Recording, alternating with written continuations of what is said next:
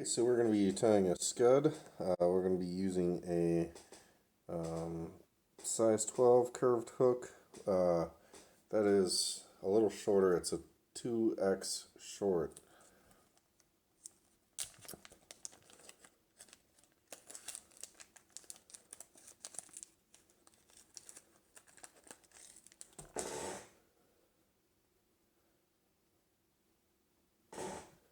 Get it situated in the vise.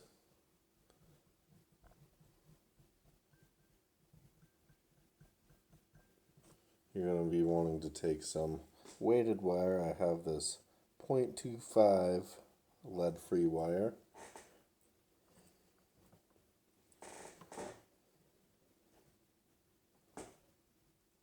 It's just going to spin this the entire way of the shank.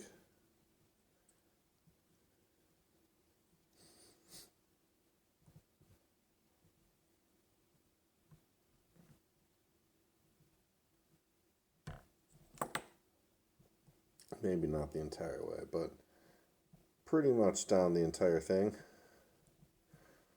leaving us just a little bit of head space, maybe a little tail space. Excuse me.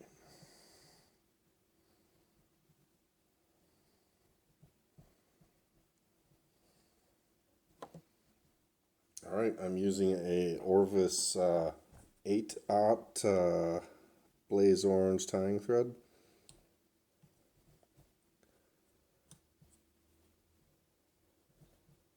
And I'm just going to take my tag end and help my way through my weighted wire down to the end, giving it plenty of wraps, building small taper, pulling my thread back, cinching this back like so. You could cut it off. I just think that if you go back and forth like this, you help build yourself a taper first off around your weighted wire. Second off, all that extra fiber around it, once you throw some super glue or hardener, something to bond that weighted wire to the hook, it's all going to stick together. It's really going to be strong. Started doing this because all my flies would turn. You know, you would just be in the stream and the legs would all twist one way or something, and you spent so much time trying to keep it all straight when you were tying, but you didn't really make sure that first base layer, the lead or the lead free or whatever tungsten wire you're going to use, just wasn't in a firm location. It wasn't tied in all the way. So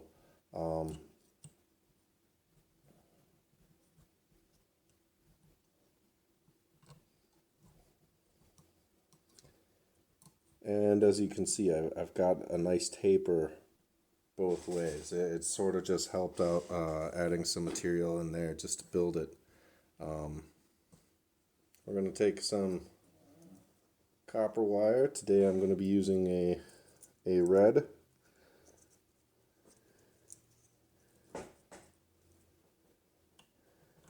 And nothing really special, but I like to try and keep this to the side instead of on top or in the bottom of this fly. I think it just the wider this scud will turn out, the more appetizing I think for the fish. I mean, personal preference here. It really doesn't matter, but I think it's cooler when they're wider rather than taller. It's too easy to make skinny flies, I suppose. Now that that's in there, I'm going to take some ostrich hurl. This is pretty long stuff. I've had shorter ostrich hurl, and so I think one fiber will do us good. But you know, I've had some pretty short stuff that I've had to put 3 or 4 or 5 even onto a simple little scud like this. And it helps to put it in the crux of where your thread is coming from. So when you go over, it just easily locks it into place.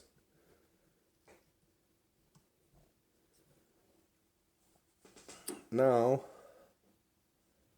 we need a piece of rubber or plastic, thin skin. In this case, I'm going to use crystal flash because I like the way it looks. This will be the backing of the scud.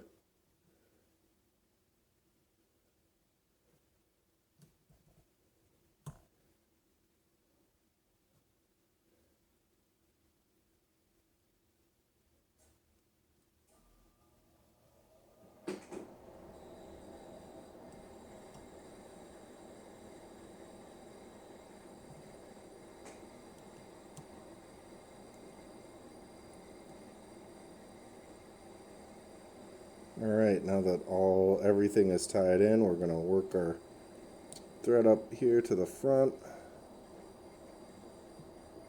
Just make sure that hook eye there is nice and clean. I mean, I have some crystal flash hiding over the top. I don't need it. I don't want it covering that hole. It's going to make my life miserable later if I don't take care of it now. So don't be afraid to backstep. Don't be afraid to do a couple wraps backwards if you need to. I mean, make your flies look good so you want to fish them. If they don't look good to you, you're probably just not going to fish them. And it's like, why take the time? Why buy the material? Why even go through the process if you don't like what you're doing?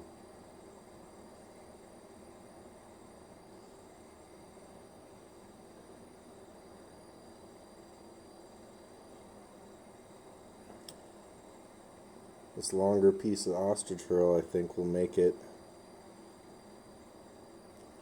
in one piece.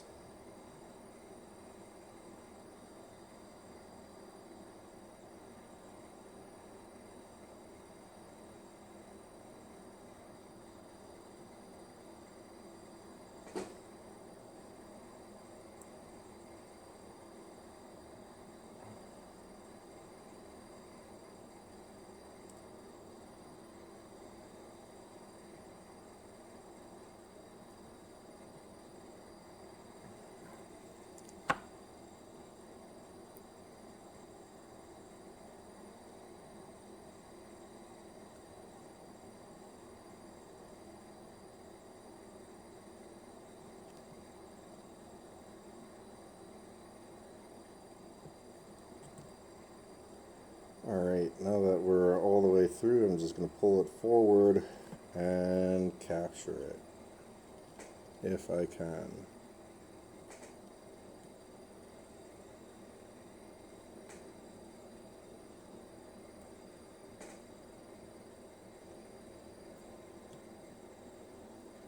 I always like to have it wrapped forward and then pull it backwards and wrap it over again. Too many times have I even bought commercially tied flies and a fish nibbles on it, and next thing you know, you're looking at a broken fly. And you think to yourself, well, I spent a little bit of money and I drove to the shop to get it. Why didn't I just tie my own and make them better? So here we are, tying our own flies. I have a rotary vise. I should have really set myself up with a stand. But we can do this. And you know, I'm doing this all wrong. I'm doing it completely wrong. we're going to come forward with our scud backing material.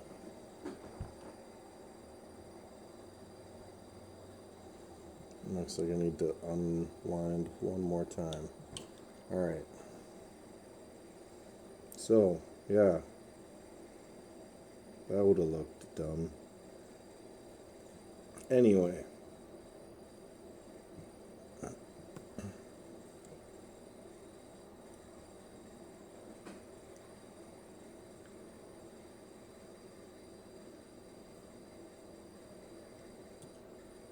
Once we get a few wraps forward, we'll pull the material back and do a few wraps there. Now, with you holding this down, because we'll cut excess away, but we'll make some antennas out of it. It's pretty cool. This is something I just started doing today, and I think it'll be killer for at least the bluegill and crappie. Bass also take this pattern all summer long. They love it. I mean, trout jump on it too. I don't think I've ever caught a walleye or a pike on a scud, but in a balanced fly, something like a little trout magnet jig, or just jig in general. I mean, if you buy some number 10 jigs, this is a great ice fishing pattern too. I mean, the scuds, freshwater shrimp, are active in lakes and rivers all year round. They just generally have a hatch middle of summer, so there's a ton of them from June on. It's a great pattern to fish here in Minnesota in August or September. With enough weight, it will get down to the bottom of the lake and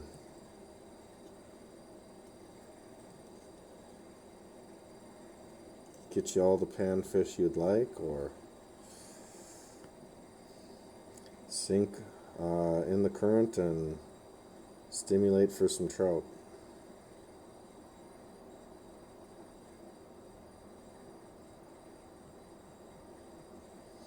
And I'm just like helicoptering. I'm rotating this until it pops like that. Just want to push everything away from my hook eye. So often you keep wrapping one direction or another. All of a sudden, you say, "Where'd your hook eye go?" And you're wondering how on earth you're going to fish it. Anyway, this is about done. I mean, I'm going to whip finish here. I'm going to throw some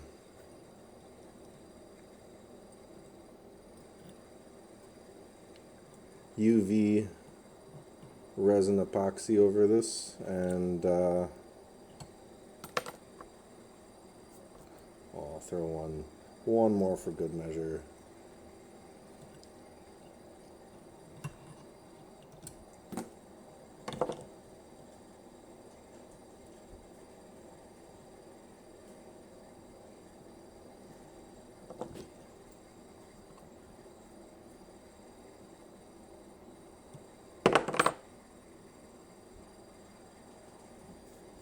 This loon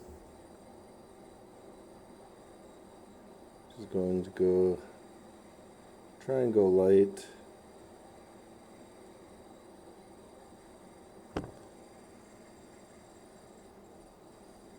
You can always do just a little dab and then spread it out with your dubbing needle. You don't need to apply from the bottle.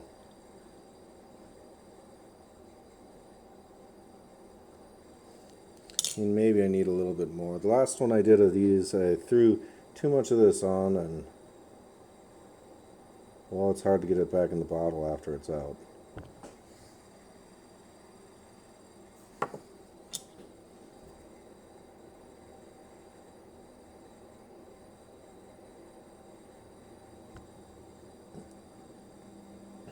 Alright, I just like to sweep a little bit back, put a bit onto this sticking out.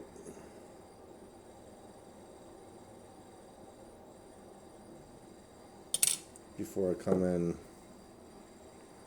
and hit it with the torch that I don't have on my bench right now. But here it is. I'm not too slow on it, I don't think. We'll hit this real quick.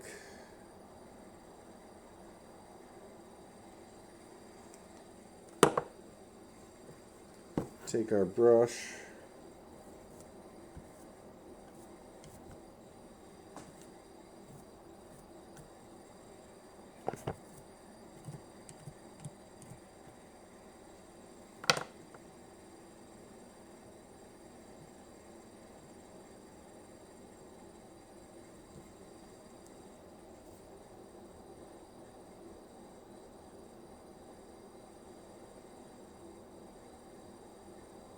Some of my wrappings might have come undone up here.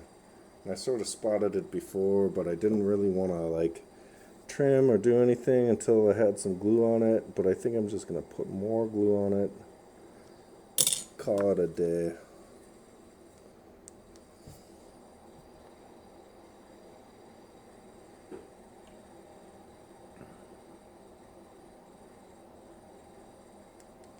Alright.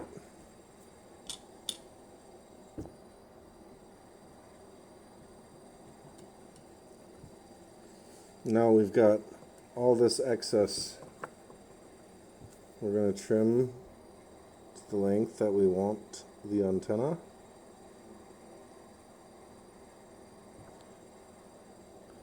And now we are going to just cut this in pieces.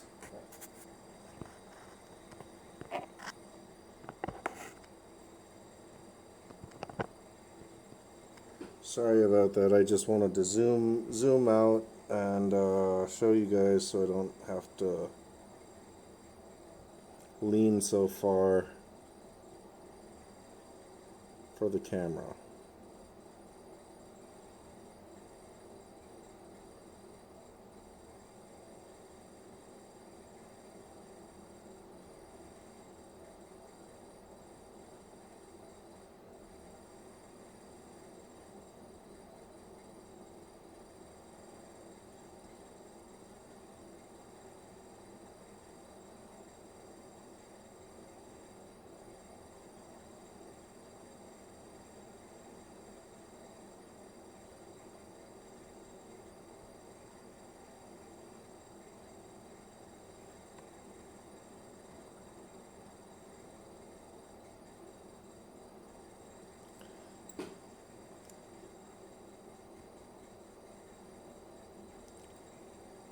So I'm just trying to make really skinny cuts.